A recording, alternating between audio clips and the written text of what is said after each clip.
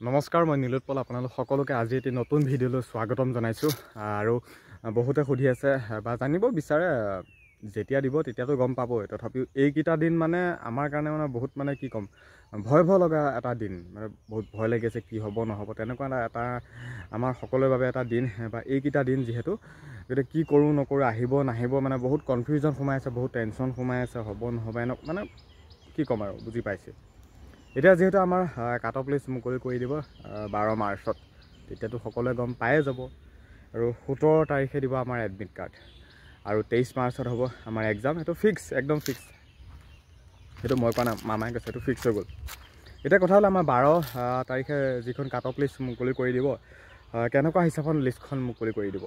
পোনপ্ৰথমতে কৈছোঁ, ৰিটাৰ্ণ দিবলৈ পায় 20,000 মান কেণ্ডিডেটে ৰিটাৰ্ণ এক্সামিনেশ্যনত বহিব পাব। 20,000 মান প্লাছ কেণ্ডিডেটে এটা পোষ্টৰ এগেইনষ্টত পায় কিমান 5জন মানকৈ যিহেতু মাতিব, গতিকে বহু কেণ্ডিডেটে ৰিটাৰ্ণ এক্সামিনেশ্যনত বহিব পাব। সেইটো এতিয়া গম পাই গ'ল। এতিয়া কথা হ'ল, আমাৰ কাট অফ লিষ্টখন মানে কি হিচাপত মুকলি কৰিব, কাট অফটো কেনেকুৱা কি হিচাপত যাব পাৰে, মেল আৰু ফিমেল। চাৰ্টত দেখিছে, এইখন চাৰ্ট ঠিক ছেইম এনেকুৱা কাট অফ লিষ্টেই আহিব। এইফালে একদম থাকিব চিধাকৈ থাকিব 1 2 3 4 35 নম্বৰলৈকে থাকিব, 35খন ডিষ্ট্ৰিক্টৰ নাম। বাকী সমান হিচাপত থাকিব, পথালিকৈ থাকিব কাষ্টৰ নাম, ST ST OBC হিলছ জেনেৰেল।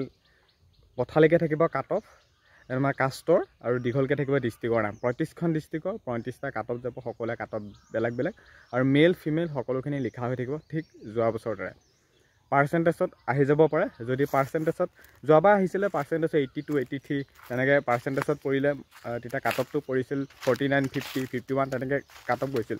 কিন্তু এইবাৰ যদি পাৰ্চেণ্টেজত নিদিয়ে কাট অফটো, তেনেহ'লে ডাইৰেক্ট নম্বৰ দি দিব, বোলে ST মেলৰ ইমান গ'ল, ST ফিমেলৰ ইমান গ'ল। আৰু মোৰ হিচাপত যদি মই কাট অফটো এটা ডাইৰেক্টলি যদি ক'বলৈ যাওঁ, তেনেহ'লে ফিমেলখিনিৰ কাৰণে হয়তো 26 মানৰ পৰা একদম ছেফ জোনত আছে।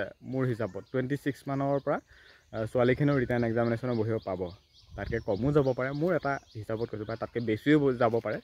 ছোৱালী ইমান বেছি নাযায়, কাৰণ 40 যিহেতু, গতিকে 40ত মানে 26টো মানে এটা জোখৰ নম্বৰ।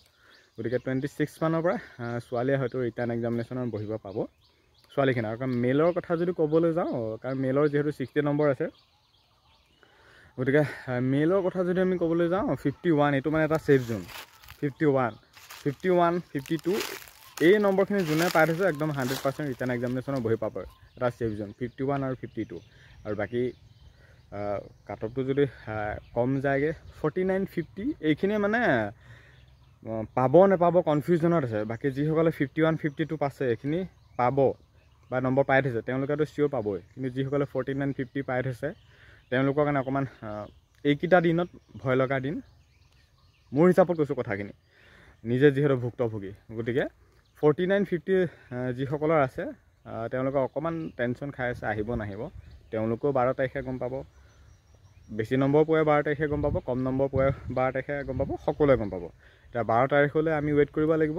এটা ছেফ নম্বৰ কৈ থৈছোঁ মই আকৌ এবাৰ, ছোৱালীখিনিৰ কাৰণে 26, বাকী মেলৰ কাৰণে 51 52 নম্বৰৰ কথা কৈছোঁ। আৰু বাকী ল'ৰাৰ যদি UBৰ কথালৈ যাওঁ 32।